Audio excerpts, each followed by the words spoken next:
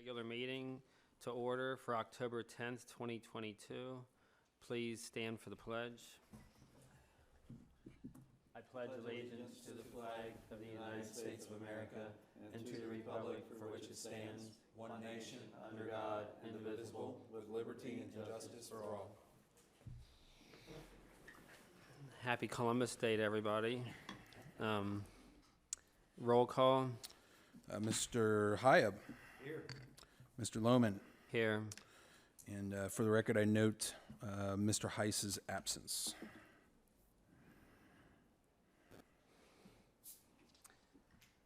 Approval of the minutes for the regular meeting held September 12th, 2022. Only one of you that can approve it. 'Cause Yeah.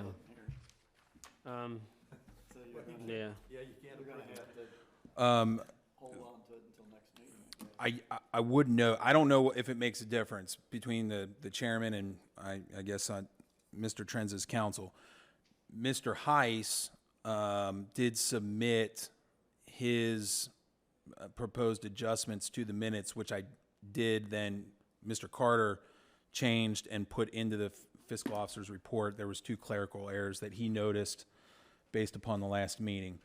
So he's weighed in, but not on the record. So we may have to table it till next month and do 2 sets of minutes. Yeah. There's one thing on public at large, the Dick and Kathy Knox, it's Knox, was their name. What did I type? On the front page. Oh. And then there was a 3 on the word concern. There was just a 3, but that doesn't That was one of Mr. Heiss's Okay. as well. So that's been corrected, but we'll correct the name. Okay, that was it. Okay, so that we'll table that till the next meeting. Approval to pay bills as have been presented over the past month. I'm so moved. Second, roll call. Mr. Hyam, Yes. Mr. Lohman. Yes. Correspondence, Dennis. Okay, I guess,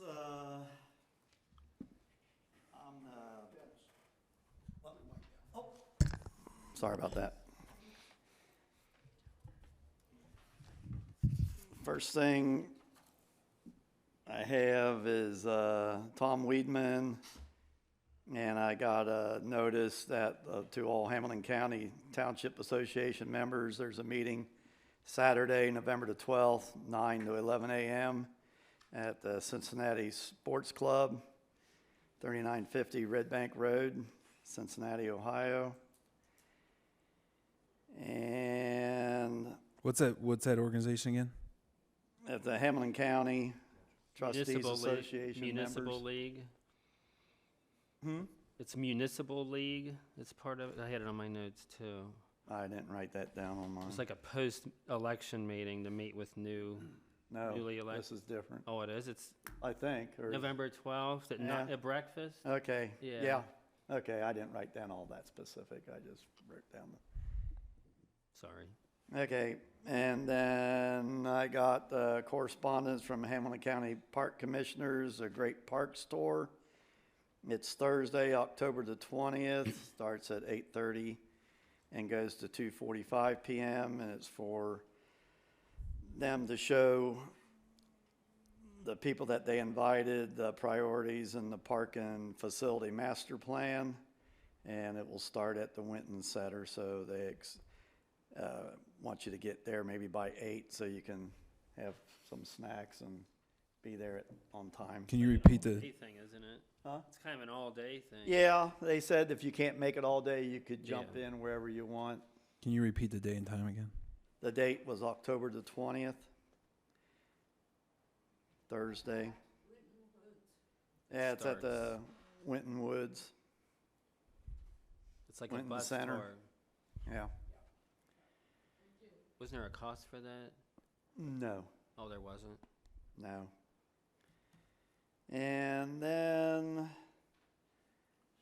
I got the Ohio Public Works, the District 2 NRAC funding for round 17 opens. And that's for the Clean Ohio Conservation Fund program, and applications have to be submitted by Friday, November the 4th, 2022. I don't think we usually participate in that because we never have any projects that encounter that. And I guess I have correspondence on the sheriff's business, but I think we're going to cover that in new business, so I'll leave that go. Yeah, we've marked a specific place for that. The other thing I have is I got, I'm on the contact list from the state auditors about, I got the wrong paper here, but it's the Ohio Pool Collateral System. And I went online and they have all the contact people, which was correct, but they had the balance that was in the checkbook, and I didn't have that, so I need to have Matt give me I guess we got it in our officers. As of the end of September, there's a bank statement in your report there. Yeah, I'm gonna have to. And if you need something more detailed, just contact us. Yeah, they wanted and I don't have this, the portfolio ID number, the tax ID number, the account, last 4 digits. I thought I gave them all that, but I guess I could be wrong. There's so many different things they want you to register and sign up for. Well, they just want me to verify that everything is correct. Oh, I understand. Okay, well, that makes sense. I'm the contact person. I got you. So if we can meet afterwards and go over Sure. the printout, I printed it out, and and that's it. Okay, then me. Was the thing with the sheriff about the guardrail and that or not? No. Okay. So I'd gotten a report that because Chuck had talked about a guardrail on his road, Oxford Road, I guess, and that they said was not needed because of the way it is, and that there's been lack of issues there. And then also a citizen had requested about having a roundabout near New Haven and Dry Fork Road, and they looked into that, and they said that it would be a big issue and it'd take a long time because there'd be park property involved with it, and that would cause a lot of like red tape basically. And then someone had emailed me about wanting a double yellow line put on New Haven Road around the 8,000 area, and then I referred them to Hamilton County to. That was Bruce Inman. Yeah. And then that Gage Bradford was supposed to be here tonight from Hamilton County Environmental Services, and he postponed till next month. I'd mentioned before about trying to get someone from the park here. I did, after a couple calls, he called me back. Tim Zellick from Great Parks, he's a head of planning. He's going to come and talk to us in December. So if he says there's a thing about Miami Whitewater specifically, and he says that there's things coming up the pike, and there'll be more information then. So if we have any questions, I'll bring it up again next month. But anything to do with the park here, it'd be good to ask him because he's like the head person for that. And then WestJet, I did not go to the meeting, but I have a few notes.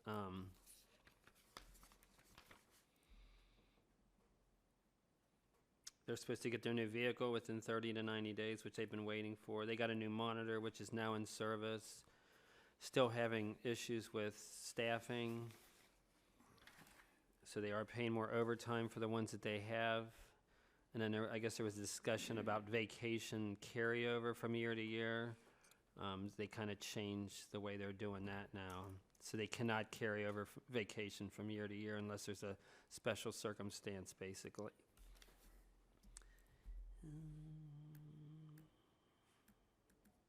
I think that's all I got. And Mr. Heiss isn't here, so guest, Lieutenant Sheriff Stuckey.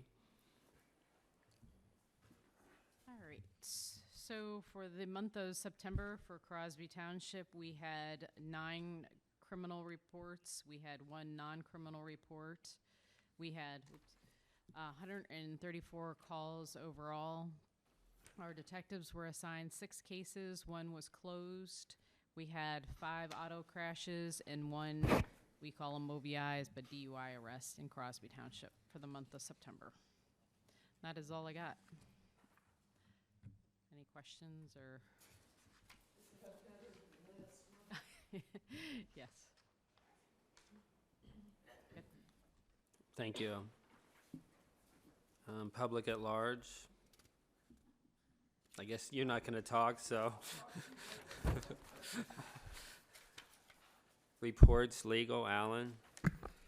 The only question I have is to follow up on the property maintenance code, because I know the notice was published in the Harrison Press. Only thing I need, unless it's already been done, we need to file the amended code with the resolution with the Hamilton County Law Library.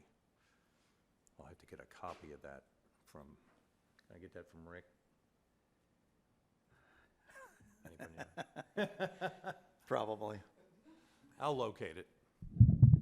Other than that, I don't have anything. Rick is right in the conference he'll be room right here. now if you want to talk. I'll ask. Okay. When he comes out, we can. Okay, anything else for Alan? Maintenance, Harry? I guess it's got 2 things. We got our trailer all set up and everything for the crack fill, and got everything built, and got it all fixed on and that. Second thing is, I'm talking about retiring. I think 50 years is enough. But like I said, if it takes 2 months, 4 months to hire somebody, I'll stay until everything's, you're happy Appreciate with it. that. And appreciate you staying on so long. Yeah. Hope not very many people stay in that position for that long period of time. You've probably seen a lot of people. A lot. Over the years. I Yeah. can tell you everything about everything in the township. So you got the crack filler and everything? Yeah, we got it all. We built boxes and put everything in where it can't fall off of it and everything and that. Got everything mounted and that. And we'll probably try it next week, get out with it. That one tree that died, I don't know if you can call to have it replaced, the one on the corner out here. Yeah, And then you should probably water all those again if you haven't. Just, yeah, we haven't. yeah, it's dry again, so maybe have them, We'll start tomorrow. yeah. And did you see what we tore out down through there? Yeah, Is that good enough? Or I'll look at it. Okay. I didn't look at it good, but thank you for starting on that. No, I think the guys did a real good job maintaining, mowing the grass and everything. I mean, when you run around and look at everything, everything is always well mowed and Yeah. trimmed up, and they done a good job. The only time people complain is when it's Hamilton County's. They never complain about ours not getting taken care of. That's True. Yeah, they do a good job. Yeah. They got it down. I guess since Harry's retiring, what we need to look at is if we need to hire somebody full-time to take his spot, because he's always around to open the buildings up when we got different things going on. And a part-time person, I don't think is going to be the solution to that. So we probably need to start thinking about how we want to take and handle the maintenance department coming up to in the future. So we need to give that some thought. Start and- thinking about it. Yep. Brian worked up some figures on what money it would take to hire full-time people in different circumstances. Did you give anybody else a copy of that? Okay. Maybe for the next meeting, we'll take and go over that a little bit. And just so that we got an idea of what we have been paying and what we might look at in the future. You know, it's something that we'll probably have to address. So, other than that, that's all I have. Anybody, anything else for Harry? Thank you. Fire, Chief Davis. September run totals, we had 41 EMS details, 28 fire details, for a total of 69 details in September. I was able to get a hold of somebody, the correct person with ISO, the Insurance Service Office, about the property in New Baltimore. We do not receive points for that building, and we will not lose points for that building. So if we want to get the building back to New Baltimore, or if we want to, whatever our next steps are for that building, we can. I talked to Mr. Miller today, Oh, did you? and he wants to get a hold of the 4 or 5 members of the New Baltimore volunteer group that helped build that building and that are still members of it, to find out what they want to do. I offered to put a dumpster down there and get rid of some of our stuff down there, and he just wants to get a hold of them first to find out what avenue they want to take with that building before we do that. The only thing we have down there now is that spare engine. But when the new engine comes in, our engine 28 will be kept up here. So, plus that engine doesn't fit the new building, at the New Baltimore building. So there's a few things down there that we have at, either out of service or equipment that we wouldn't use anymore. Right. To recycle or put into a dumpster. As soon as he talks to those guys, we'll find out what step he wants to do and when we can get moving with clean out. What kind of value would you put on the old pumper down there? I've had some interest in it from a group from Gravel Rama. I believe it's an 86. It can't be used in the fire service, but it can be used for closing down the drag strip and stuff like that. I don't know. I don't know how we would price something like that. Might I suggest at least inquiring with Alan on what procedural rules need to be followed related to whether it has to be at the public auction or the Hamilton County auction or not, or at what level? I'll put it this way. If you've ever been on that website, property as small as an electric stapler you'll find on that auction. So whether there's a ready, willing buyer or not, there may be laws that require it be sold in a certain way, and Hamilton County makes their auction available for all of the municipalities to send their stuff to. Okay.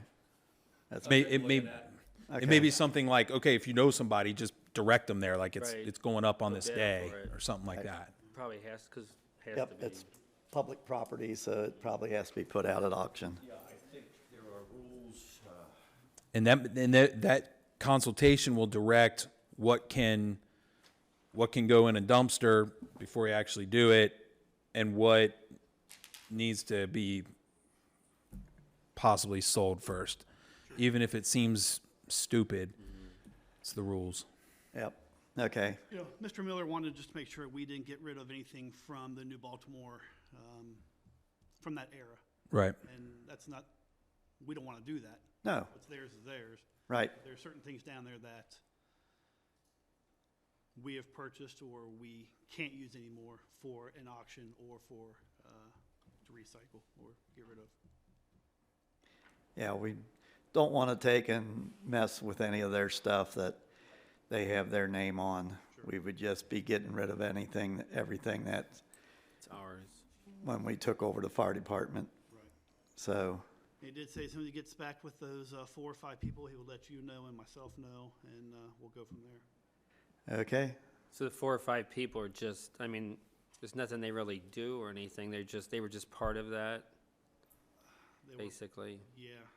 they were members of the New Baltimore Fire Department Right. Auxiliary.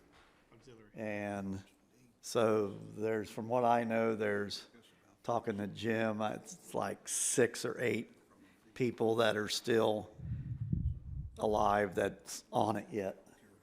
And so, and Lyda Miller's one of them, besides Jim Miller.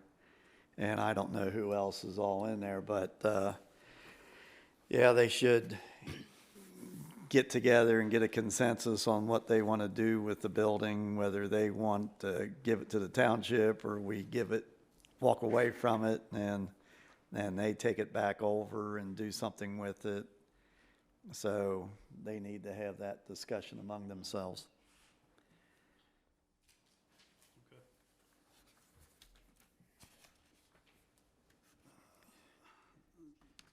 Do we need to vote on the vehicle at this meeting, or because Chuck's not here? I don't know, it doesn't matter to me.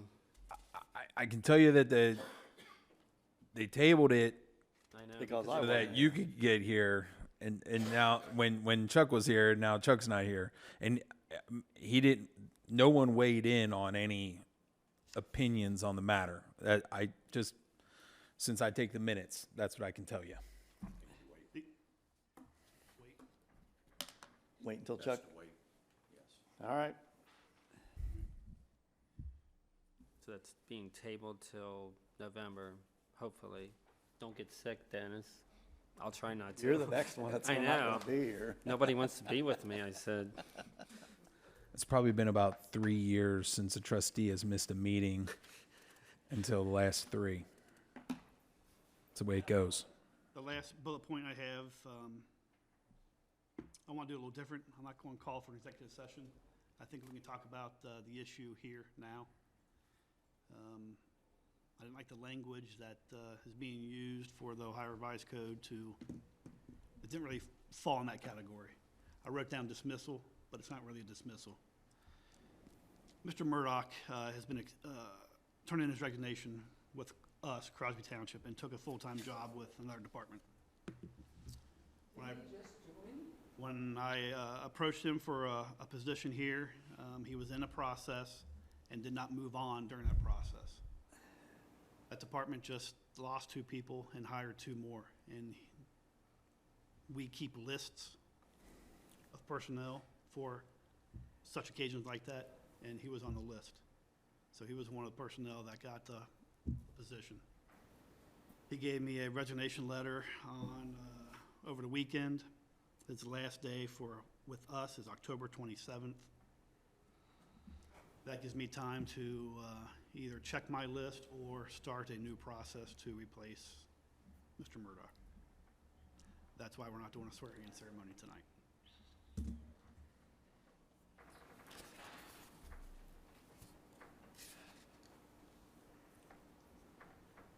Can say that the department he's going to, he started off there part-time. He's been there for a while. So I guess there's, unfortunate for us, but no hard feelings. Yeah, It happens. that's the way life is. And that's all I have until Trustee Heiss comes back. Okay. Anything else for Chief Davis? All right, Community Coordinator Brenda. Okay, well, I'm going to tell you all about tomorrow. It's going to be a lot of fun. The Crosby seniors are going to enjoy a fall luncheon. It's here at the Community Center at 11:30. We are serving fried chicken with all the attendees providing lots of sides and desserts and whatever. Good food. We're looking forward to jazz pianist Phil DeGreg, who is a professor emeritus at the College Conservatory of Music. And just a note, he toured with the Woody Herman Orchestra along with other numerous venues, and that performance will start approximately at 1 o'clock. I talked with him on the phone a little while ago, and he said, I have a student that is going to be done at around 12, so we can probably get there about 12:30. And then he said, you think you'll still be serving your fried chicken lunch? I go, no problem. You come down, there'll be food. And I said, we don't really stop. We just run out of food and then we quit. We're a real good group for good food. So it should be, he was very nice and fun, and I think it'll be a good afternoon tomorrow. This coming Saturday, October 15th, 22 seniors will be enjoying the fall colors aboard the Cincinnati dinner train. It will be a 3.5-hour train ride with a delicious menu prepared fresh in the dining car that's right there on our trip.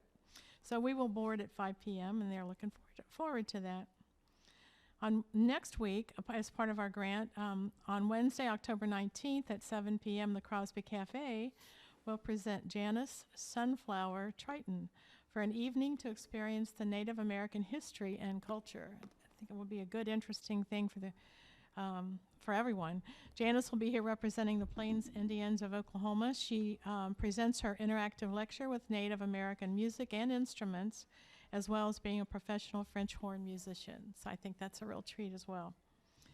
Dinner with friends this month will be eating at the Hot Stone Restaurant, Der Heisenstein. We meet at 5 p.m. at the restaurant located at 305 Ridge Avenue in Greendale, Indiana, and it looks like I didn't put the date out. Let me do that real quick. It's always the third. Anyway, it's October 27th, 5 p.m. Just say that. We are currently taking reservations for the Beef House Christmas show. We went last year to one of their shows, and it was really good. It's in Danville, Illinois, December 9th and 10th, and the seniors all thought going to a Christmas show would be a real treat. So we're hoping for good weather, and that'll be a good time for all of us. Normal, regular scheduled programming continues. We've got Wii Bowling on Tuesdays at 10 a.m., hula dancing classes on Wednesdays at 11 a.m., chair volleyball on Thursdays at 10 a.m., and card club on the second and fourth Wednesdays at 1 p.m. So that kind of covers our October newsletter. Then I was really happy. We received a congratulatory award letter from the Butler Rural Community Connection Grant Program, and that was for the grant that I wrote to purchase new metal folding chairs for outdoor programs for seniors and for the community. That letter, it said, congratulations on behalf of the Butler Rural Community Connection Board of Trustees. We are pleased to announce that your organization has been selected to receive a grant of $600. So that was awesome. And I have, if you wouldn't mind, Brian, just take that over to the trustees. If you would sign your names like right above the thank you letter, I'll read it to Andy Denny. Dear Andy, on behalf of Crosby Township, we are very grateful to receive the congratulatory letter announcing that the Crosby Senior Club has been awarded a $600 grant to purchase new folding chairs. Because of the generosity of the Butler Rural Community Connection Grant Program, we have been able to purchase items that we would not typically be in a position to purchase. But greater than the items, these wonderful grants have given enthusiasm and an eagerness in the hearts of our senior citizens to participate in many activities that they would never have been able to do. We appreciate your efforts to reach out to communities in ways that make everyone's life better. And then if you all would sign that, that would be great.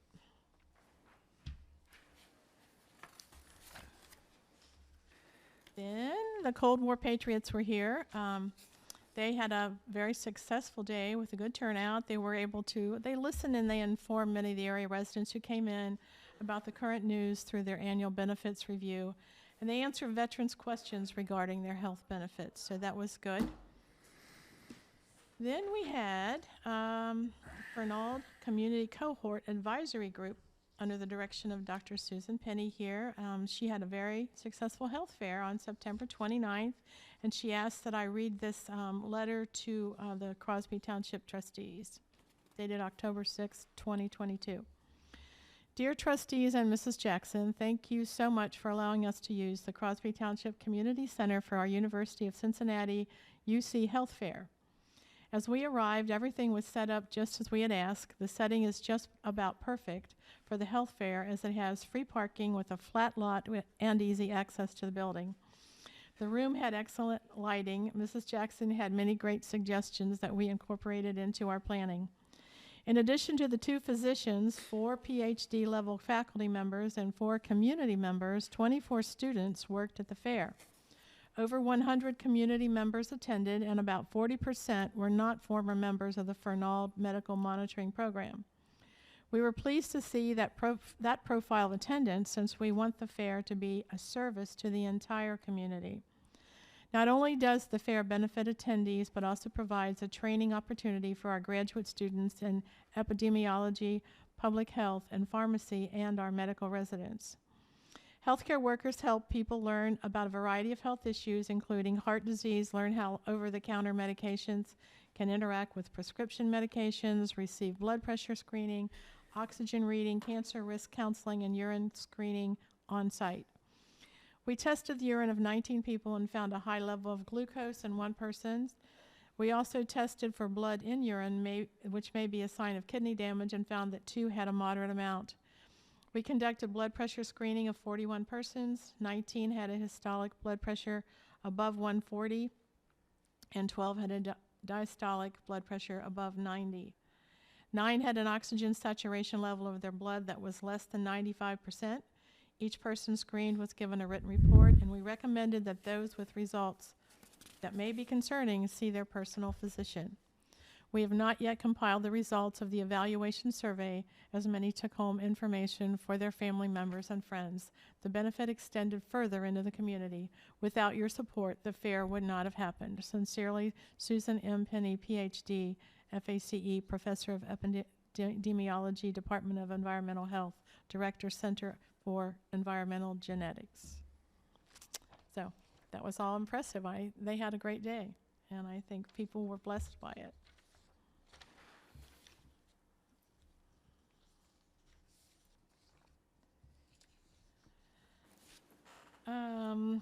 I passed this on to Harry, and I'll just share it with you guys. I received a confirmation from Jonathan Hines, which I forwarded to Harry, that the Henson Roofing and Sheet Metal Company will be starting their roofing project on Friday, October 21.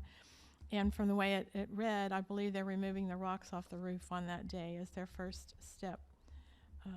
So the 21st of October is the day that will happen. I did get an email from a local resident on Edgewood Road requesting an installation of a school bus stop sign. He described an unsafe situation for his children to board the bus, and he wanted to know who could be able to speak into that. After checking into it, it turned out that the Hamilton County Road Division had a person there named Rick Feller, who was the person that they needed to contact, and so I made the connection, and they should be doing fine with that. I just told Harry today I got a request from Southwest Schools Assistant Transportation Director Frank Shout. He contacted us about trimming some trees in New Baltimore near Long and Toole Street, and so Harry's got that because it just came today. I don't know how it turned out, Harry, but Johnson Control Security System continues to have problems, and they were here trying to service it a couple times in the last couple weeks. Yeah, about 4 times. Was it 4? It was 4. I didn't keep track, but is there any word on where we are with that? Or I called them and talked to them, and they said they had to order some parts for it again. no? For what it's worth, I'm not a fan. I never have been. Whenever that, I don't know if we're under, I don't even know, because we went with them, I think, towards the end of my predecessor's term, and they're just difficult to deal with, and their equipment doesn't seem to work all that well. That red box out there we've had so many fits with that. Now this is the brand new stuff over at your building, Yeah, Well, here. or it's this? It's here. here. It's here. Oh, it's still this that's having the problems. So They put a new board in it, then that went bad, and they put another one, and I don't know the third time, I don't know if the other one's bad or what on it. He didn't say. Said he had to order parts for it. it's not even like we've only had them for like a few years, right? Yeah, I mean, right. it's not like this thing has been here since the building was built. No. There was a different company. Yeah. So I'm like you, I'm not impressed with them at all. I just haven't been impressed with the whole company, really. Why did we switch? So there was another company before? Yeah, we was having trouble with that one too. Oh, So is it the company or is it just the hardware that probably is junk. junk? Hardware's Well, probably from junk. my perspective, the company's been difficult to deal with as well. Like they're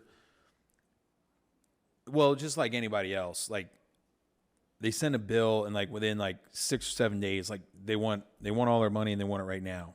But when we look at their bills, their invoices are not extremely detailed. They're really vague in their wording. They just throw some words on there, have some money, call it an invoice, and say pay us money. And you know, they want answers from you and money immediately, and are very difficult, like with their call center and who you deal with when you got to call the company to get the answers that you want. I don't know. I'm just letting the trustees know since it came up. Yeah, it's, Not a fan. Yeah, You know, some are better than others. they wait till about 2 or 3 o'clock in the morning to call you. Me, usually. In the morning. Well, Oh, yeah. I come over here at nights a lot. I turn it off, then I'll get on the phone with them, and I'm talking to somebody on the other side of the world. Yeah. I mean, talking to somebody like in India So or should something. we get a different company? Yeah, I agree. what I understand about why you get the calls in the middle of the night or whatever, apparently they send a signal from somewhere, some office, out here to check it. And if I don't know why it happens in the night, but if the line isn't open and usable for some reason, whether it's a fax or something else, whatever, then it goes back. They just call it an alarm situation, and you have to like come in and figure out what's wrong with it or why it didn't work. And it's a recorded message that you get. And I don't know why. I think they probably told you that it was going to be a whole lot different and better than it is, and Yeah. they just didn't stick to it. It didn't pan out No. by what you were told originally. It's how I think Part it of the happened. issue, Brenda, with the phone stuff too, Brian and I need to get back on this. Like when they jump in testing the system or whatever, because of the fact that we just have one phone line like coming into this building, We have it'll more than totally one. knock us off. We have more than one line. Do we do? We do, yes. Well, it still would knock me off. Like, Or it can. I'll tell you why you got three. I think you have 3 users. I think you got internet, phone, and this system Okay. using it. I think maybe a couple, because we have a fax line, which is its own line, and you got a regular phone line. And I think we've run into trouble when this company came in and installed their first time. That's when we lost the fax. So now every time that I would call, like the fax company, our printer, ProSource, everybody comes out to check their part of the story here, and nobody knows why it doesn't work, and everybody says theirs works fine, including Johnson Control. And so I would love to have them all in the same little control room together and say, okay, mark your stuff. What are you doing? I mean, it's like they're always, their part is good. That's what they've told. I've called them all just because of problems like you're saying. Excuse me. yeah. It Well, can knock you off. One thing that I did, because I spoke either at a previous meeting or maybe to one individual trustee about my frustrations with, I think our whole phone system really needs overhauled and upgraded, especially since now Cincinnati Bell has fiber optics run into the area, and our internet has improved a lot because of that. But so I got a hold of a specific, I got the name and the contact information of a specific salesperson at Cincinnati Bell. I left like 2 different messages on his number. I guess he doesn't like selling stuff because I never got a call back. I had a Post-it note for months sitting on the printer, like waiting for this guy to call me back. Because I'm wanting to get a quote to bring to you guys about a whole upgraded multi-line phone system with new hardware and everything. I mean, we had this little cordless phone. We need a more professional system, and I think that might take care of some of those things as well. We need to get back on that because I made a note that we need to try to get a hold of them again too. Yep. And I think that'll help. we had a more sophisticated system when I first came, and it created a lot of havoc. And so the thinking of the trustees at that time was, okay, enough of all this complicated stuff that between what the fire department had and we had and all Yeah. these things. We're just going to go straight up ordinary phone so we can answer the phone and da-da-da-da. So it's like the pendulum is just kind of swung both ways. Sure. You don't have security at the firehouse, do you? I mean, there's always somebody there, right? So That's what, that's your security. that's what I couldn't understand. Why can't we just put a phone line to the firehouse with the alarm system? So if it catch on fire, they'll know it. They're the ones that gotta know it anyway. Well, if it's somebody breaking in, you wouldn't. Well, but that's not what it is. Here's the funny thing. I'm with you, Doug. One of those visitors that came in to try to, guys that came in to try to work on this, I said something about it. He goes, well, this is no security system. I said, what do you mean? It's Johnson Security. No, he said, this is for fire. And this is a way that it's like a smoke alarm system. He said, there's nothing hooked up in this building for security in here. And I had no idea. I don't know if that's great to put on TV, but, I thought that's what it was all these years or all these times. And so it'd be something, probably should just get the representative who's our customer rep guy. All right, tell us all about what we have, and let's tell you what we need. And if we can't match and it can't be suitable, we're going to have to move on. That's what I think needs to happen. Yeah, see if he'll come to a meeting. Well, I could do that. I could invite one. I'll just look up my files. Put him on the hot seat right up here. Yes. We have a special chair for you. I'll do The that. red chair. I'm on it because it really surprised me it was not a security system. I thought that's what we had, Well, I guess especially with Harry moving toward retirement, if you take the lead on that, I'll take the lead on the phone end of it, the phone line end of it, and. So you have all these cameras there. They're recording, aren't they? Mm-hmm. So somebody did break in. At least you would have that as right. But it's another whole there's system. No alarm. There's no alarm Right. that's connected to what we have. We have thank you for bringing that point out because I didn't think of that because I'm thinking, oh, that's great. You have I just cameras said all that. everywhere. They will know who you are, inside and out. Absolutely. But no, I think that's a good plan to check into it. Okay. Sounds like a plan. Okay, well, I got to keep going, don't I? Okay. All right. So I did want to mention that Nutrient Community Grant has just been made available this last week. Kim Lawson works down at Nutrient, has been an amazing liaison for us with the Kringle Chest. And it's a large kind of grant. It's from their whole worldwide corporation, not just the local office anymore. And so it takes a little time, and it said on there that they would like to have it by November 1st. And I was like, oh no. So there you go. And I am starting conversation with Crosby School about the Kringle Chest now. So that's just beginning. This is going to get to be a bigger story soon. I do want to tell you one really fun, cool thing. I received a phone call and an email from Kay Borneman, and she's from the Miami Historical Society here in Whitewater Township, but basically in Miamitown. And she said that they had a painting of the Shaker Village they wanted to donate to the Crosby Township, and I was really excited about it because it's an oil painting, it's an original, and we don't have a painting of the Shaker House or community, and now we'll be able to add it to the other oil paintings we have in the conference room.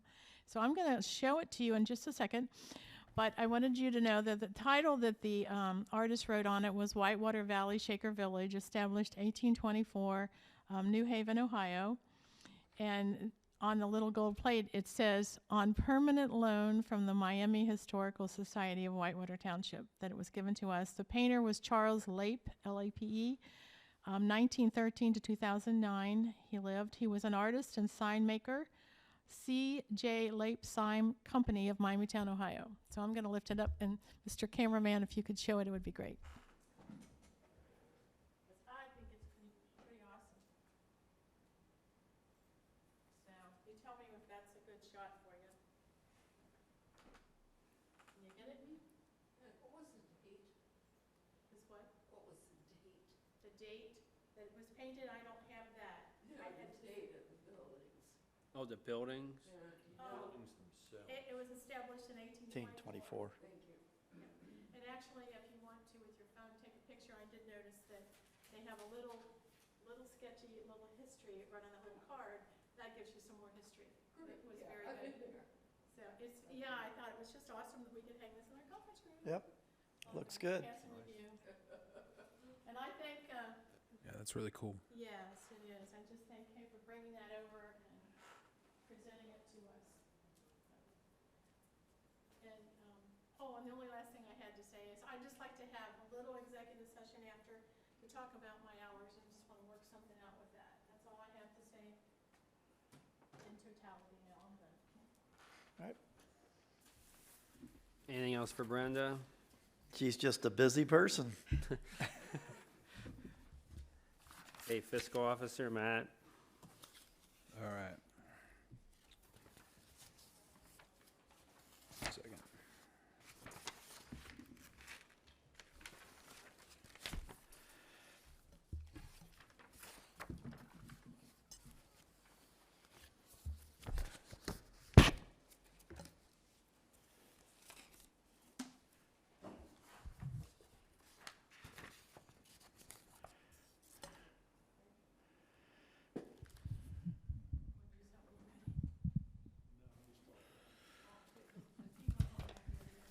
All right. Unfortunately, you won't work. So the typical fiscal officer's report was provided, that includes the minutes already spoken about and all of the detailed financials from the previous month. But there are a lot of things going on. One thing I guess I would call kind of old business from last meeting. I did meet with our auditor, as planned. It ended up being a lot less than I thought. Basically, when we were correcting a lot of the unpaid liabilities we had from when my predecessor was here,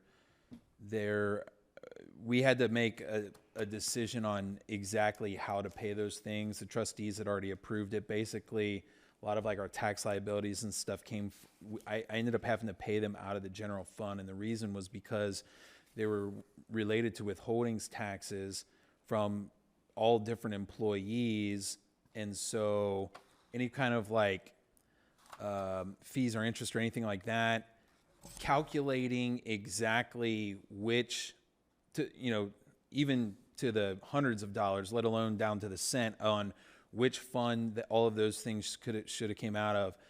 At that point, it made the most sense to myself, also to our visiting clerk that I was consulting with, to pay all of that stuff out of the general fund. The auditor was fine with that. He just needed clarification on that, and then he was fine. He said his numbers were fine, and he was going to finish a report. He was going to try to get it by the end of September, but I haven't heard from him yet. Brian hasn't heard from him yet. So once that's done, we'll start talking to the state and looking forward to the next audit, since we were basically behind one audit.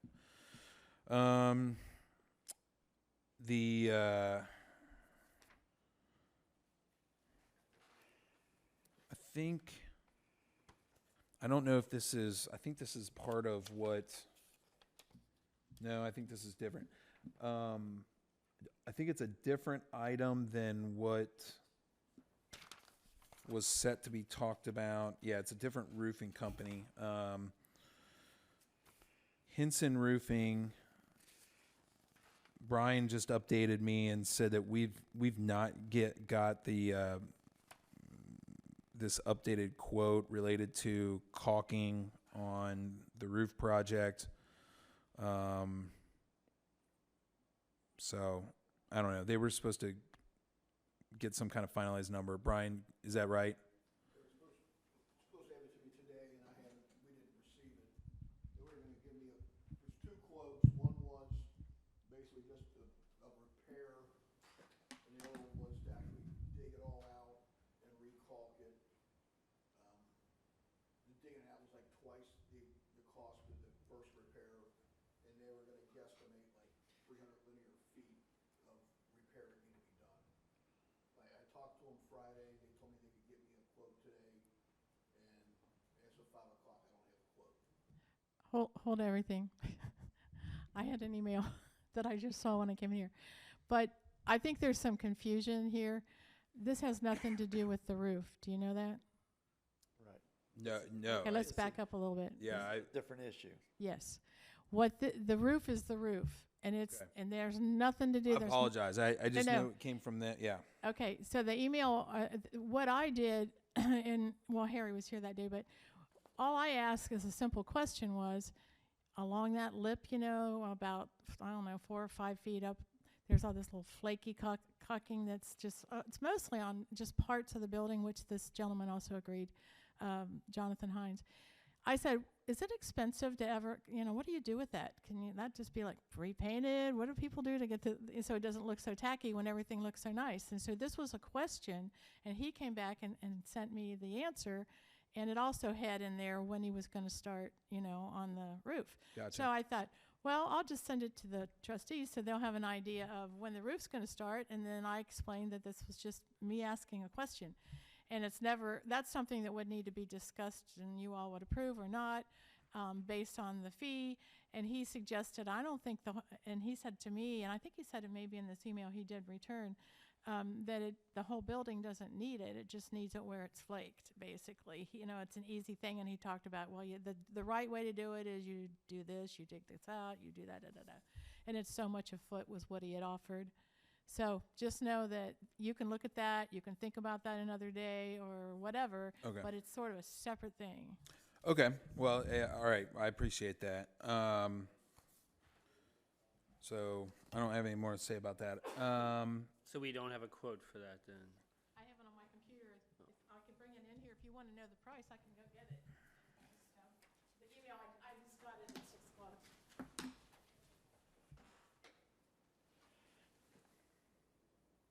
You can go ahead, I guess. We can go back to it. You can go ahead. Oh, okay. Thank you.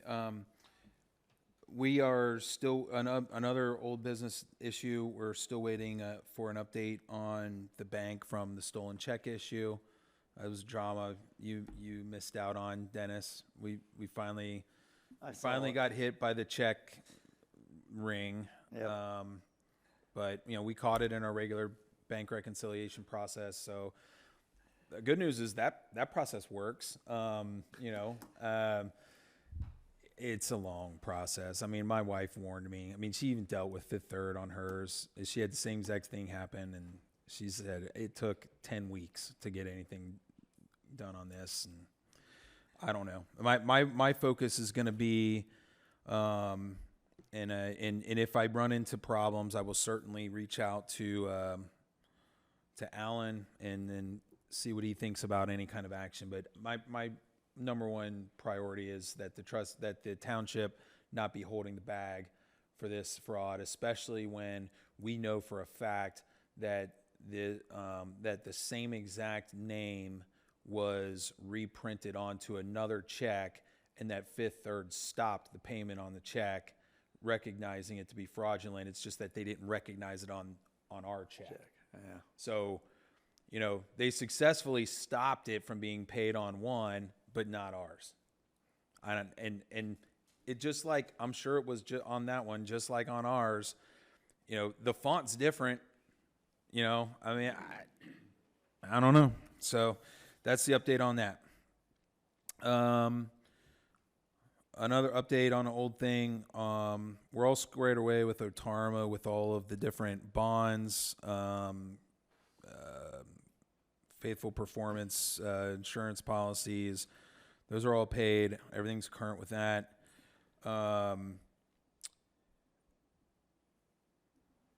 We just had a long introduction call with Paylocity about the transition into using the payroll service. Currently, they are projecting to have the first payroll through Paylocity process November 14th. There's kind of like a soft transition there where they'll do the payroll, then we'll like call and talk and see how did things go and do it again. I'm excited about that timeline because everything should be smooth, seamless by the end of the year. That's kind of best case scenario for us. One item for the trustees to consider is currently we've got a variety of different pay periods that have to be paid, and we have monthly pay, obviously, and then we also have biweekly pay. Within the biweekly pay, there's two different sets of pay period days, and they're fine with all of that. We've gone down into the weeds and figured all that out as part of the purpose of this call. However, we still have people that get paper checks, and I know that in the past the trustees got paper checks. Not as many trustees anymore get paper checks. I know that in the past there was a vehement opinion that they wanted paper checks. We're now in a situation where if we continue to get paper checks, the way that it works is that they'll get printed and they'll get overnighted, and there will be a cost of $20 per payroll for the process of printing paper checks and, whatever. To be honest, as the fiscal officer, I really don't see any reason why I couldn't say, hey, we're doing direct deposit. That's how we're getting paid. Send me some bank account information. This is what we're doing, because I'm the one writing the checks, in theory. I really don't want to do that. I'd like the trustees' opinion on it, especially since you're all the ones that approve expenditures anyway. You've approved generally the use of the payroll service with this surcharge that gets put on there, which I think is reasonable. I mean, they're getting overnighted. Can the checks not be printed here? No, because they go through the payroll service. Right, They're the ones that take care of all of have it. it go to our printer, that they would be printed here? No, UAN is in sync with all of our check numbers and check orders. If we're not printing a check through UAN, you don't want to be printing another check, because next time we go to pay a bill, it thinks we're on check number 123, but you just already used 123 and 124. I just don't see a way where that would work. And by contract, if they're going to be the payroll service, they're going to be in charge of doing the checks. They don't want to be concerned with if I mess something up or So what, would Brian they messed something have up. hard checks there then? Yeah, they have hard checks, and they print them out. They print them out for everyone's name, and then they overnight them so that we Then can they put would them be in people's taking boxes. check numbers out of your regular checks. It wouldn't be taking them out of.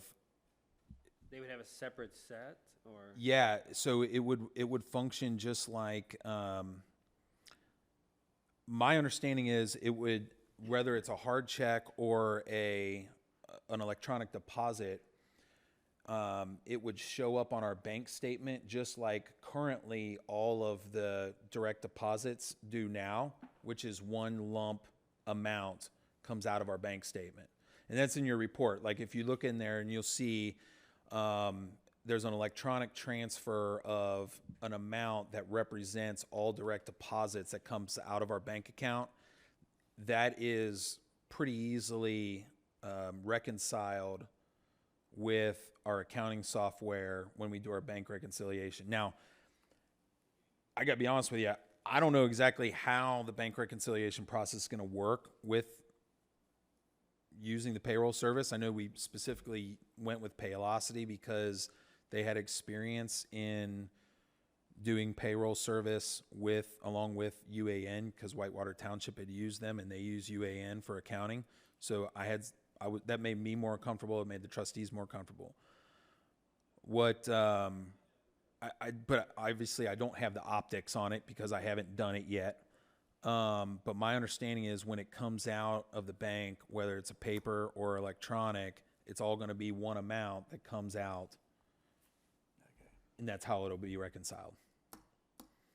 So I don't know. I mean, you guys tell me what you think. I mean, it's to Well, me. you know, there's some businesses that required us to go direct deposit, and I'm not keen on paying another surcharge. I haven't That's had. mainly your guys that are getting the paper checks, and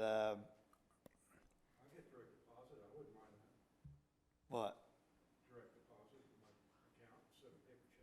Yeah, I mean, and I think we just go with direct deposit myself. I guess I'm confused because if they're doing checks, that means they're gonna have to physically have some of our checks there to do them. No, it would be written from. It would be their checks. It would be written. Oh, so it wouldn't even affect your check account No. numbers. Oh, so they're No. the ones making it. Okay, now They're making the checks and sending them. from And their. for us, it just looks like one transaction. I gotcha. Sorry. Right.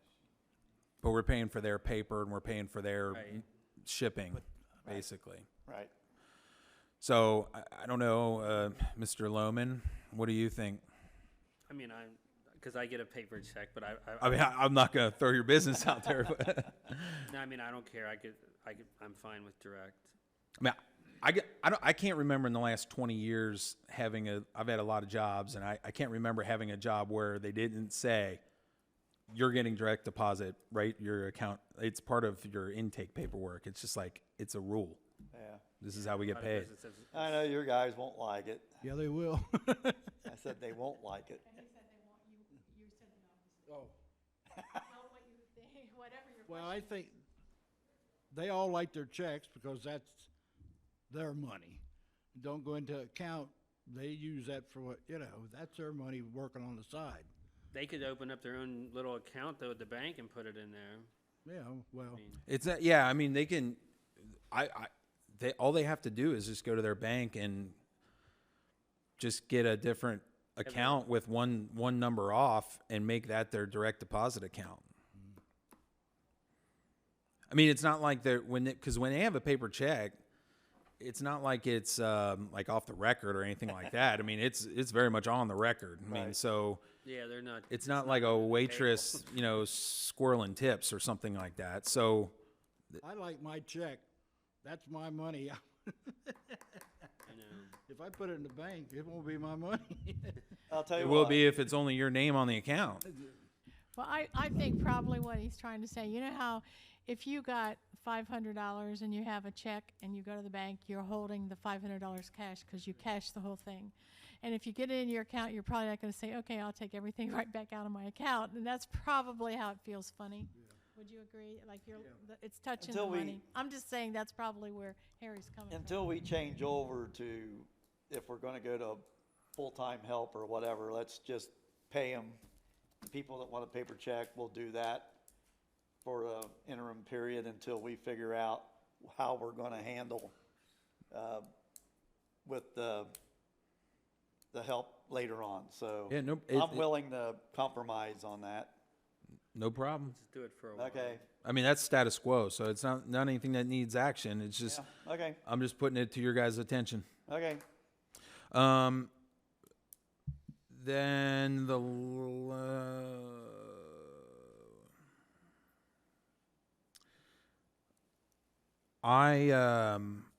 when we talked with them on the phone, they wanted to know essentially who they have authority to speak to, related to like hours and,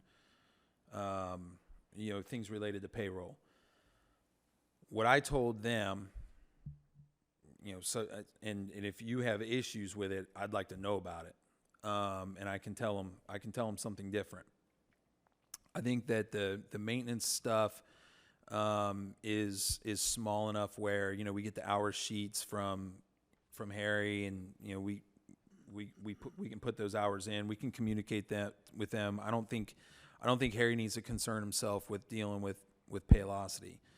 Obviously, I want them to be able to talk to Brian, talk to myself, and I also want them to be able to talk to Chief Davis.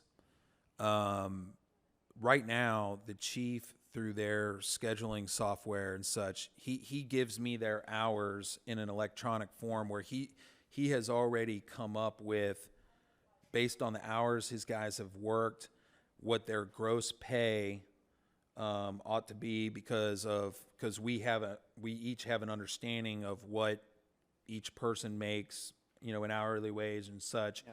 He's the one that sets up, you know, all the hours that they're working anyway, and he gives them to me. I want him to be able to communicate directly to them. The reason is because if he is able to communicate directly to them, when something does come up, and it'll come up, there'll be an issue somewhere, instead of him getting a hold of Brian or myself, playing telephone game, me talking to them, getting questions from them, not knowing exactly what he's talking about based upon what they're seeing on their check stubs. He's the one that does the scheduling. He's the one that tells me what hours they're working anyway. He should be able to submit their hours directly to the payroll service. Okay. That's the way I look at it. In theory, he's always subject to an audit. I'm always subject to an audit. I don't see any reason why his hour software has to go through me just to get to the payroll service. I think in most workplaces, each employee has the ability at least to view their own, you know, W-2s, their own check stubs, be able to get that stuff anyways. The only thing additional for the chief is he would be able to answer any questions they have about hours that were worked by his guys or gals, and submit what the hours were in the first place. That's what I would like to do. If you have any issues with it, I'd like to know about it, though. I don't. As long as you're okay with it. Yeah, I'm okay with it, because, yeah, if it goes to him or them, they're both It would be just like you're doing to me now. correct, yes. And I don't know exactly what that process will look like yet, because I haven't seen it with my own eyes, but we'll be in communication. And I just can't take care of health insurance, pension, stuff like that. No. Mine strictly the hours and what the pay should be for those hours. The way they talk, chief, is just like you do your Excel spreadsheet you send to us. The way I understand it is there's going to be a file that you can transfer to them. So if you know, it might be, you might already be doing what they want, so you can just drop it in their file. Yeah. I don't have a problem with it until something goes wrong. then we'll figure it out. Yeah. I mean, and so like one instance is whenever firefighters get a raise, sometimes the overtime calculation in his software and our software is like 1 cent off because of the way it rounds. Like when you do double time, that's a good example of he'll have the ability to communicate with them. I think we're off a penny. It's probably the overtime calculation. We need to figure this out. That's it. Great example. Yeah. I think, hallelujah, that's all I've got. Hallelujah. Matt, I can talk to you now about the email that, or Brian, I guess. This actually came to me because I'm the one that asked him the question. So it says, "Good morning, Brenda. I just received confirmation that the rock to be vacked off of the roof is Friday, the 21st of October, which I had in my report. The caulk work that we spoke about can be performed for a cost of $6.25 per lineal foot. The cost entails cleaning and priming the existing caulking and then wet glazing over new caulking across the top of the old. We can procure white caulking, but if you want to do parts of the blue, that would have to be painted by others, which I don't think we probably would do." And then the other thing that he said, it was interesting to me, and I don't know a lot about this, but he said, worst case scenario, this isn't your biggest problem, as he looked around here in the front. He said, if you'd like the joints scraped and dug out and then caulked, the cost would be $12.55 per lineal foot. And he said, "You see these little lines?" And they weren't very. It was, I don't know, was it like 5 feet or not even 5 feet, 3 feet, 4 feet, whatever it is. Harry knew a little bit about how, when the building was built, but it's just looks like concrete or something to me. Whatever it is, it's cracked in spots, and he said water goes in right here, and then it gets. That's what causes your wall damage. So I didn't even know anything about that, but that's what I have. And I think it was 12, again, it's $12.55 per foot if you choose to do that caulking that keeps the walls from leaking. And if you just want to do the white caulking across the top of so many feet where it's all flaking, then it's $6.25 per lineal foot. It's $6 or $12. So, and it was, I just was giving you that as information as a possible improvement if you wanted to. On top of that, when I talked to Jonathan, he said there's a possibility of using clear caulk, so you wouldn't have to go back on certain spots. If they use the white, you're gonna have to go back and paint it. If you use the clear, you might not have to paint it. And when I talked to him Friday, he threw out the number of 300 linear feet. That's what he was supposed to send us a quote, and that's what he was gonna use, was 300 linear feet in his quote. Okay. Well, I'd like to take and look at it myself first, and with Harry, and see what's actually out there. Yeah, we can, it's not something that's to be done right away. Right, so. it's something that we Nothing to can do make with up the our roof. mind. The main thing is to get the roof done. All right. Yep. All right, zoning rec.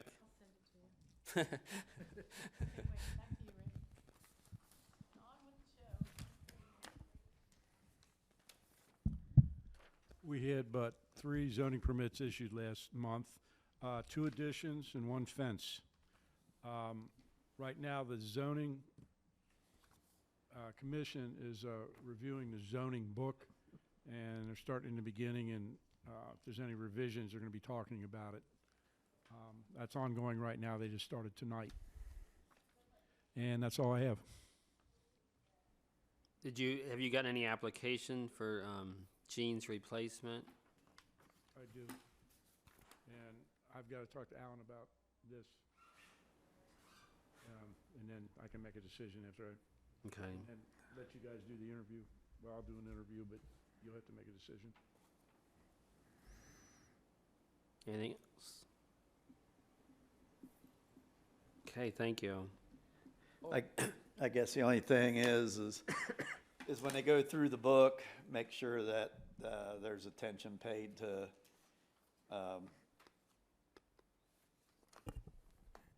solar farm. There's been a lot of ads coming to landowners on selling rights to put in solar array farms for solar panels. Oh, that's on the list. Yeah, because right now, my memory is right, it only can go in light industry or heavy industry. And I had another call today, what people interested in my farm. Well, most of my property is in residential, and I'm almost positive you can't put that in residential. So they're just barking up a tree on that. But we need to address that to make sure that it's addressed. I gave them the committee a list, and that included that, solar panels on the roof, solar arrays, which you're talking about from the utility companies, and that's on my list as far as what they're talking about. I had a meeting with them already this evening before I came here. Okay. Thank you. Old business, Dennis? Okay, we probably ought to act on whether we're going to do anything with the Old Town Hall Foundation or not. There's a lot of openness that's exposed wood. We need to get that closed up. If we go with the guy that I had, and I don't think I have it in front of me right now. What? Purnell. Okay.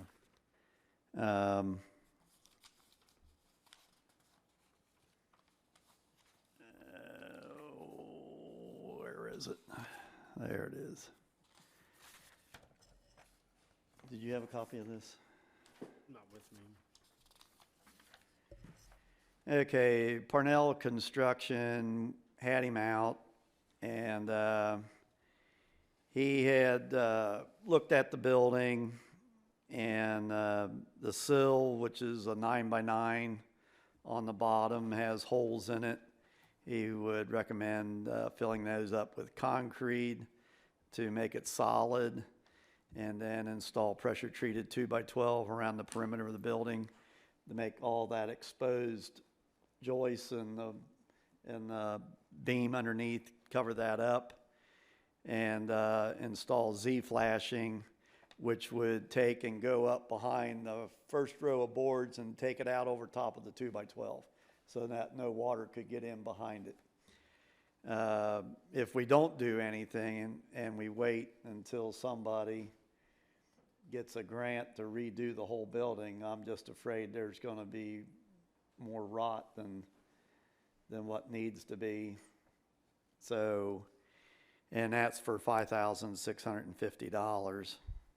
And then he said if wanted to go an extra amount and put a rubber roof material up behind the treated and take it out away from the foundation so that the water doesn't go down by the foundation, that'd be another $2,930. Coming up in new business, we got a roof quote to be put on the same building, and we could have gutters put on if we really wanted to. Then we wouldn't need the rubber roof. Yeah, and then we wouldn't need the rubber thing. So, you know, we need, if we're going to act on this, we need to make up our mind whether we're going to do it or we're not going to do it. My opinion is that we probably ought to get that building stabilized, and So all the that'll all be on the exterior of it? yeah, be all on the exterior.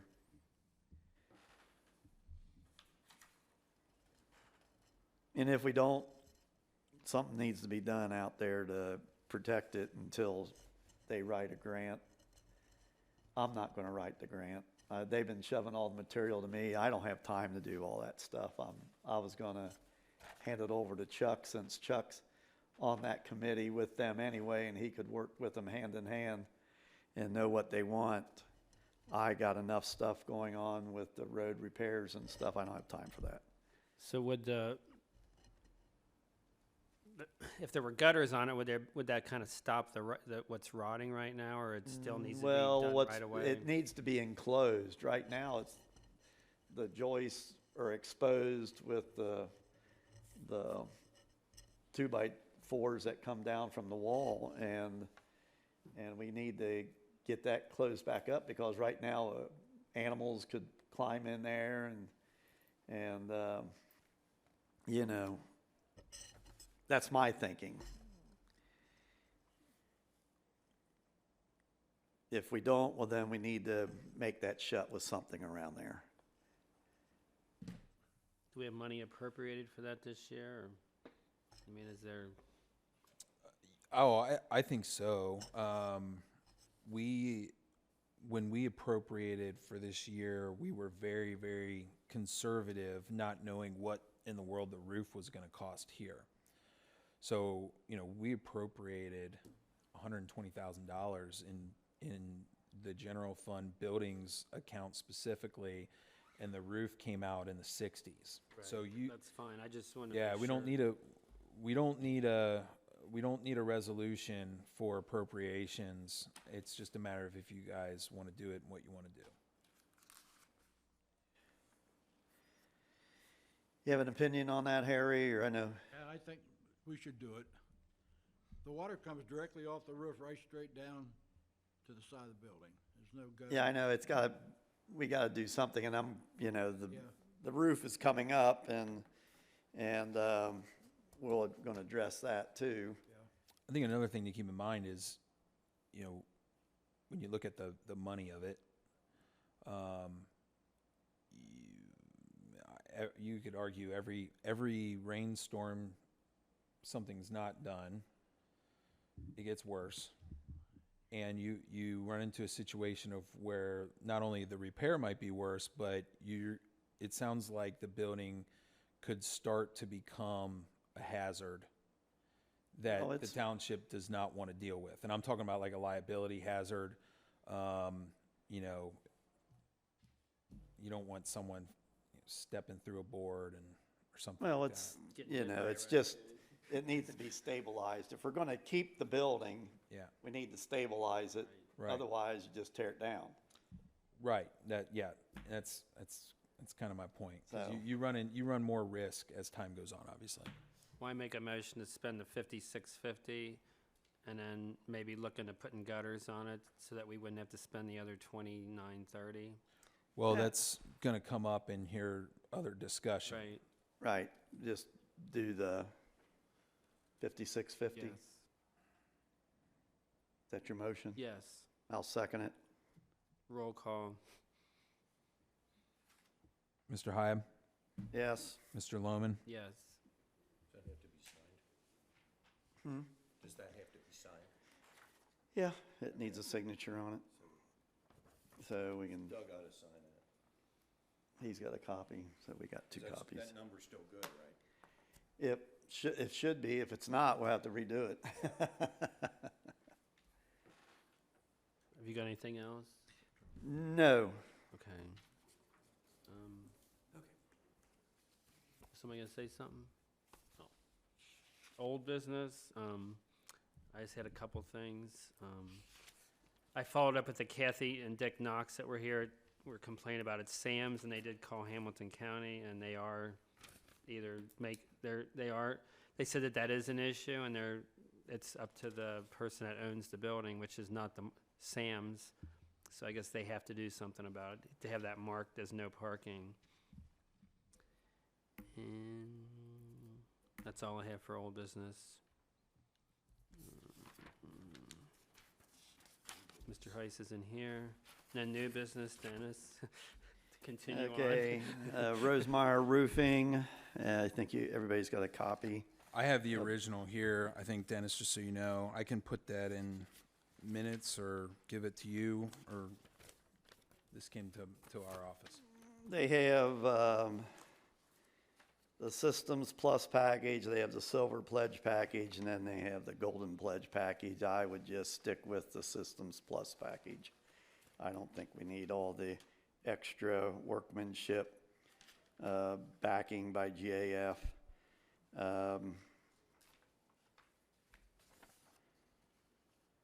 So the system, for the Systems Plus package, which is the cheapest package, it's $6,510 to do the old town hall.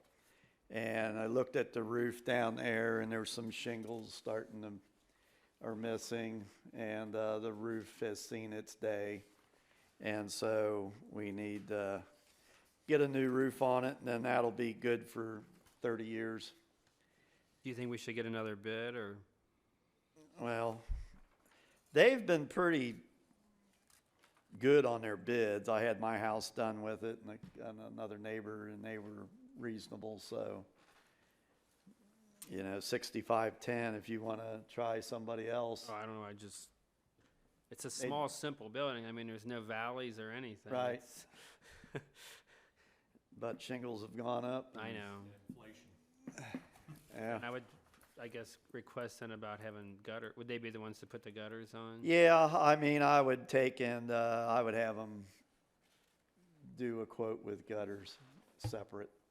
And then that way we can Right, because that's see what a we do, separate but I'd thing, like to too. get the roof on and get that taken care of, and then that would make that building pretty sound. So I make a motion that we go with the Systems Plus package for $6,510. You have to choose a shingle color? They'll be around, and they'll probably meet with me since I made the initial contact, pick a color, but I'll second it. Just not a pink roof or red or something more period.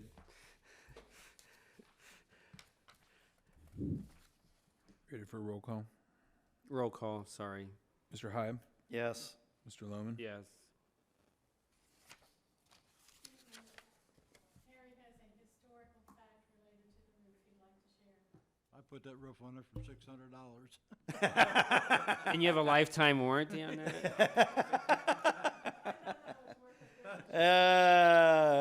That's times, was that, times Harry? 10. Probably 25 years, 30 years. I'm sure it was. Now, I have the original of that here, if you want to sign that and send it Okay. back. Check the box where one Yeah, is selected. you're going to have to select the plan there, and Fill it out. Do I just sign this here, or do I sign both of them? On that.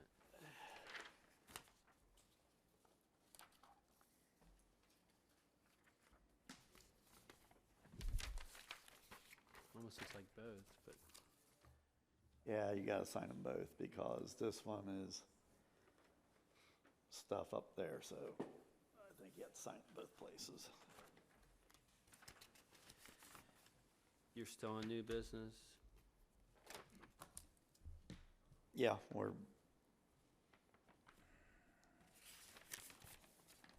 and then you can, Do I give this to you or Matt? Matt, then I'll contact him.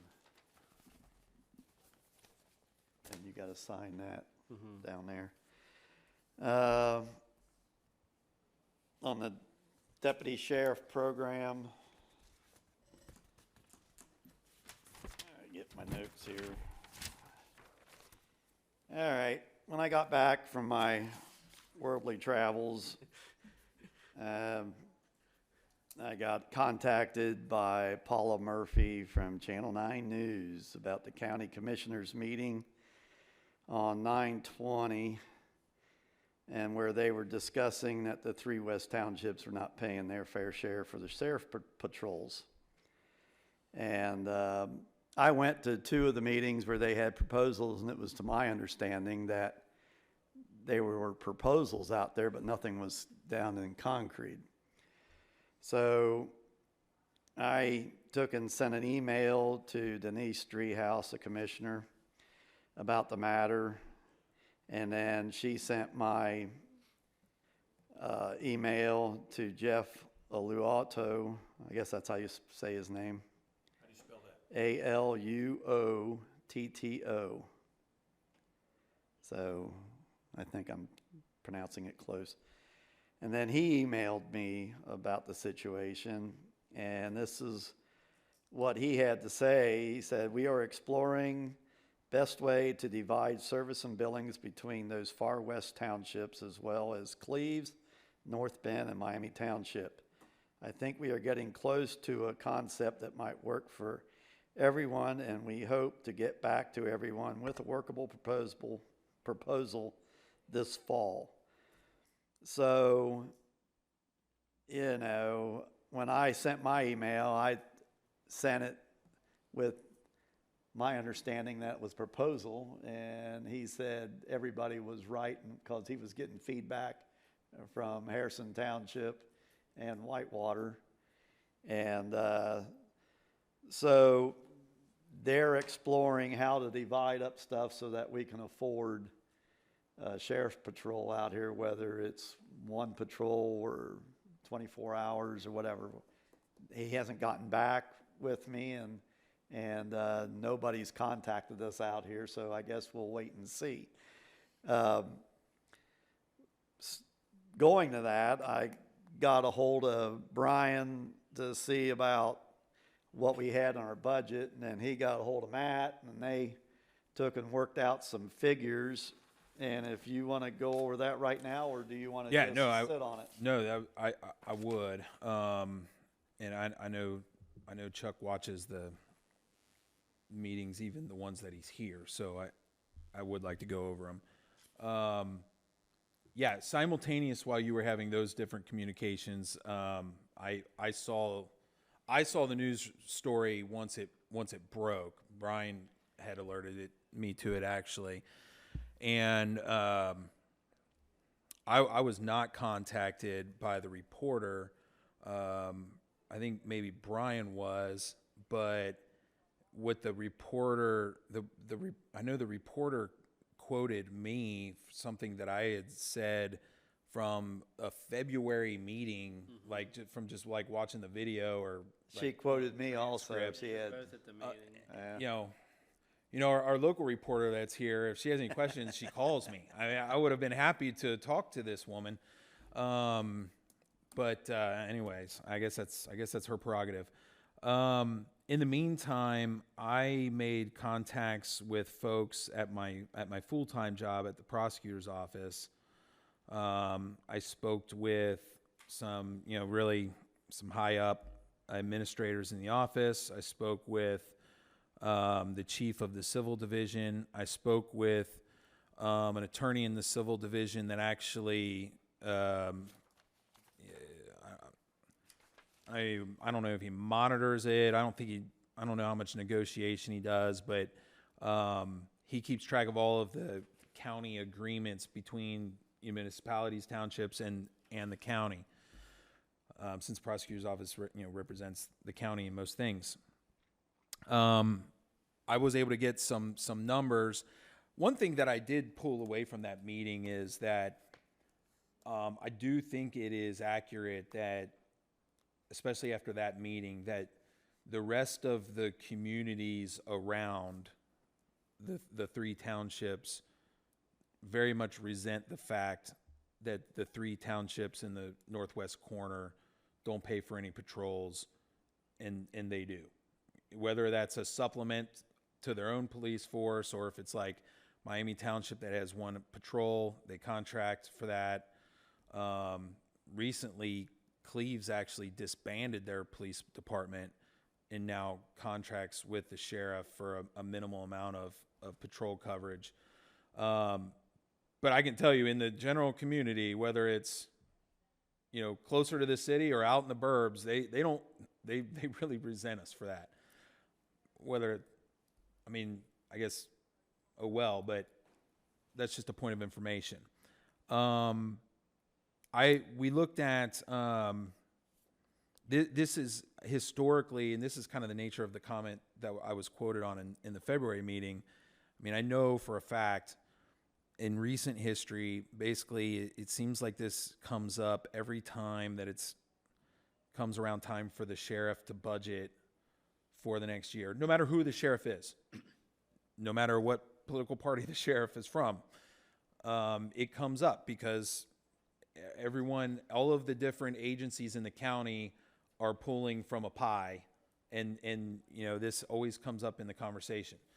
And to date, the sheriff has kind of backed down from the threat of removing the patrols and has kept them going. I looked at Brian did a more detailed kind of dive into some specific revenues and specific appropriations and some numbers. And I asked him, and I think Dennis, because it was your request, I think he gave a sheet to you. For the purposes of this meeting, we kind of reworked that earlier today, and I think it's a lot more simpler than that. If you look at the on the extra packet that I gave you, if you look at the very front sheet, it pretty much has all of the information I think relevant to the conversation and the decision right there. The cost currently, and this is subject to change for next year, but the sheriff has pretty much a standard rate, and that was quoted in the news piece, I think, of $62 an hour for patrol coverage for the surrounding communities when they contract with the sheriff. If you do 24 hours a day, 365 days a year, $62 an hour, it comes up to the amount of $544,000, $648.62. An interesting option, I think, for our community, given the amount of crime that's reported every month, which is minimal. I can tell you from my job experience during the day as an assistant prosecutor, it's a very low rate of crime that we enjoy here, thankfully, is the possible option of a 12-hour patrol. You would have one shift of a patrolman designated for our community each day. What I don't know, because I haven't negotiated with the sheriff's department, is there a certain time period where that would happen, or is that, kind of negotiable when we go into contract with them, if we were to go into contract with them, on what those hours would be? Obviously, I would think that the trustees would want to target, higher crime times, especially given the highly sophisticated data that we've been getting from the sheriff's department lately in their intelligence center and whatever it's called that provides those reports. I think you could get a pretty educated idea on when it would be beneficial to have those patrols out there. Also, skipping down to the bottom, I thought it would be relevant to just give you an update on currently what we pay for the extra traffic detail that we contract with the sheriff for. Because, if you decide that you want to contract with the sheriff for patrols, then a secondary question is, because it's kind of a different thing in the first place, do you still want that traffic detail? Do you not? Right. Our estimated, this is a good time of the year to discuss this, because we've gotten the bulk of our revenues from property taxes at this point. The only thing that we haven't really received yet is there's a smaller amount of taxes that we get monthly because from like state licenses and stuff like that hasn't trickled in. Brian and I, looking at our current revenues for this year, and the specifics on that are in the attachments behind there. So if you go to the third page, and I circled the revenue column because that's what's relevant to this discussion.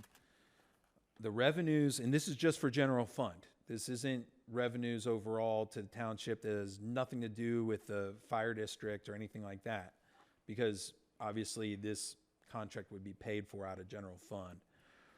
So currently to date, we have $774,000. Planning on, I think, a conservative estimate of, an increase in property taxes next year from this year, plus the fact that there's some general fund revenues that haven't yet been collected this year. I think it's reasonable to estimate $800,000 just as a round number for what our revenues are going to be. Our current projected general fund budget for next year, and this is the number that we voted on as our projected number at the special meeting a few months ago, is at the 522,000 number. You may note that that's I put the appropriations status to date just from general fund as your first and second, as your second page, and then the back of that. That's actually less than what was a lot less than what was budgeted this year, and that's because the fire truck that was ordered and the appropriations for the roof project was in that number. It was just a high year out of general fund because of those things. So if you took those things out, you would have been at $474,000, and our projected for next year, because we budgeted conservatively, was $522,000.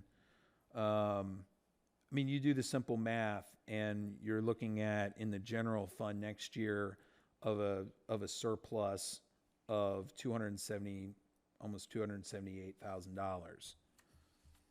So when I called this packet feasibility, just so you know what the numbers are and what's feasible and what's not, I can tell you that right now, in the general fund, well, you can see it in the top left corner of your appropriation status report, that you've got a total cash balance in the general fund of $2.7 million, and that's cash on hand. There's still some appropriations that are involved in that, but let's just say $2.5 million, just to use a conservative round number. So you would have a choice. You would basically say, we want a 24-hour patrol, designated under contract for our area, and you would be running year to year a deficit out of the general fund, of about $270,000. What will happen with property taxes? What will happen with the sheriff's rate? Those are all subject to change year to year. It's really difficult to manage. Will that deficit go down over time or stay similar over time? Property values don't seem to be going down in our area anytime soon, but I mean, who knows? Right. Or you could contract for a 12-hour patrol, and which I believe currently Cleves has done. So I think it's that's my understanding. So I do believe that that's a real option, and there would not be a deficit, and at least by the projected numbers, and there would be no need for any extra revenue. Yeah. What about, like you talked about sharing with Harrison and Whitewater? So that's kind of like the sheriff's baby, okay? So like when we've had the chief deputies come and speak, and I think things like this probably were mentioned in the meetings that you were speaking of. I mean, there's always been talk of, well, what if everyone banded together to make it more affordable, maybe put a station over in kind of this area of the county, and share the cost of that amongst Harrison, Whitewater, Crosby, Miami Township, maybe Cleves, North Bend, all these little communities over here. And when I talked, the folks that I've talked to, and when I've looked at it, I think that at this time, I don't think that the township gets as much value in what they would be paying for with that kind of option. And I guess what I mean by that is, if you contract with the sheriff for a patrol, there are circumstances where that patrol might get pulled. I mean, if there's like an all-out emergency, maybe some other circumstances, and we would know what those were, if we were to contact the sheriff and talk about what those circumstances are. And I'm sure they'd love to come and talk specifically about that kind of question in a meeting to the trustees.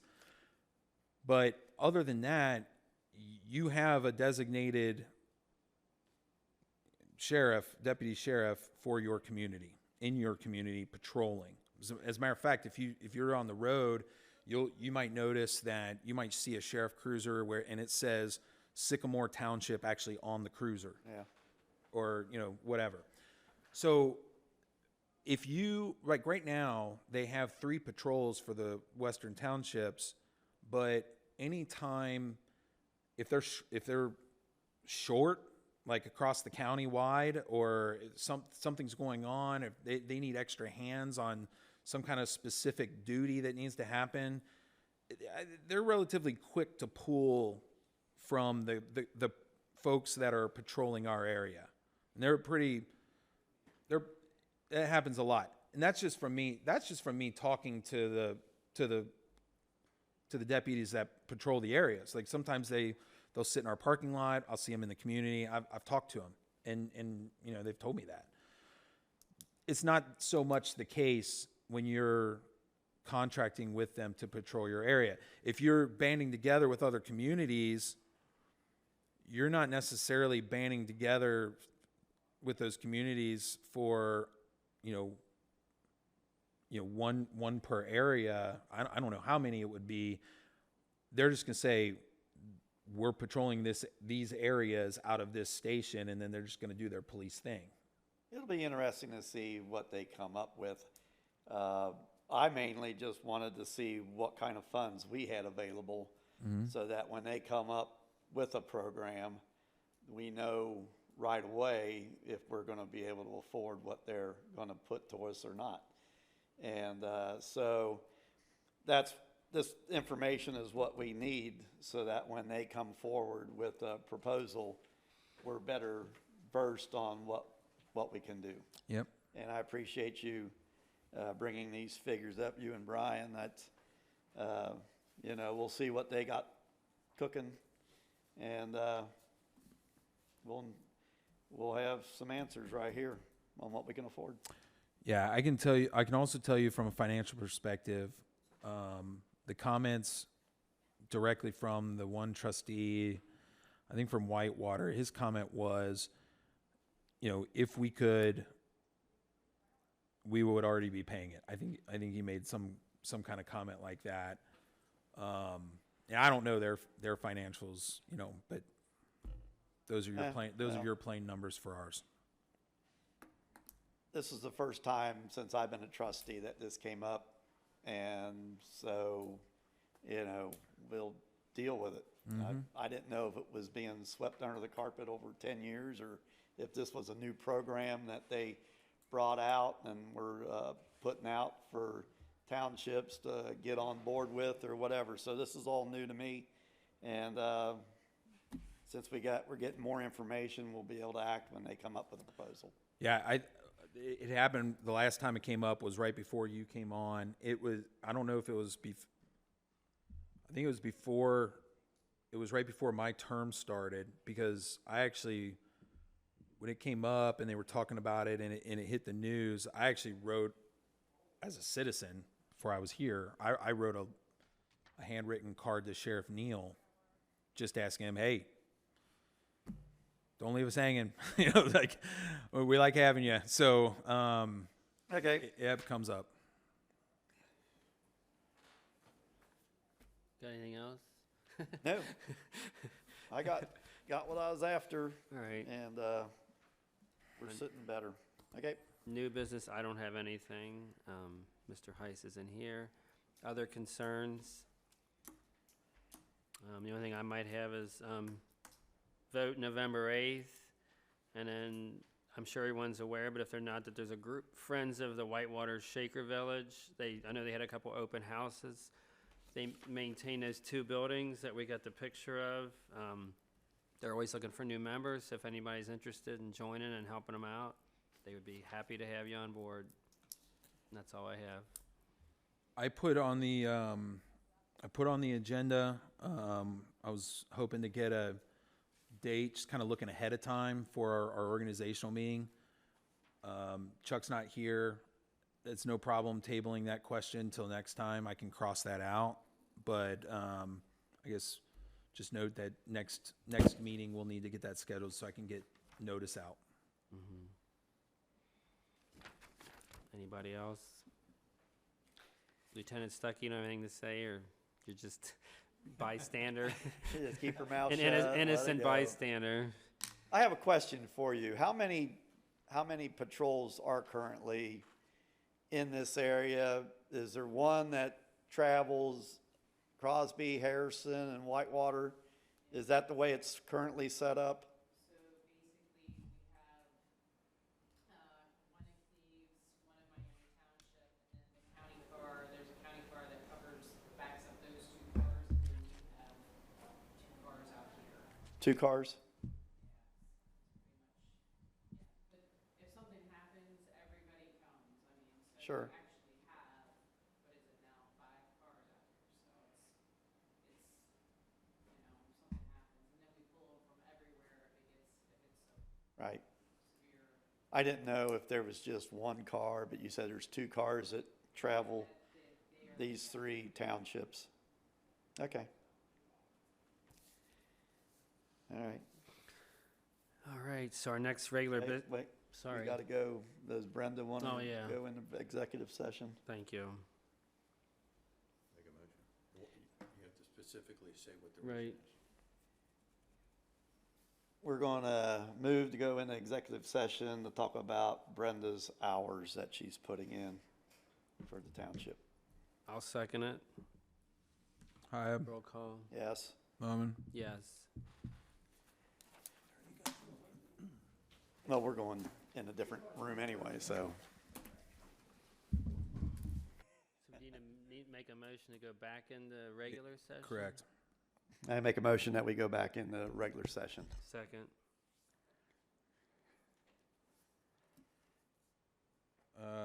Hiab, Yes. Loman. Yes, sorry.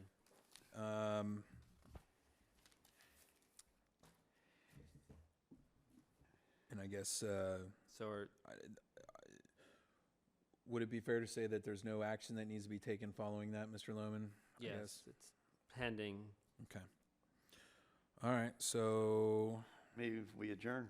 Our next regular business meeting will be November 14th, 2022 at 7 PM. I need a motion for adjournment. Second. Motion. Second, Whatever you need. or roll call. Hiab, Yes. Loman. Yes, That's going to go down as Hiab's motion, Loman's second. All right. 9:20.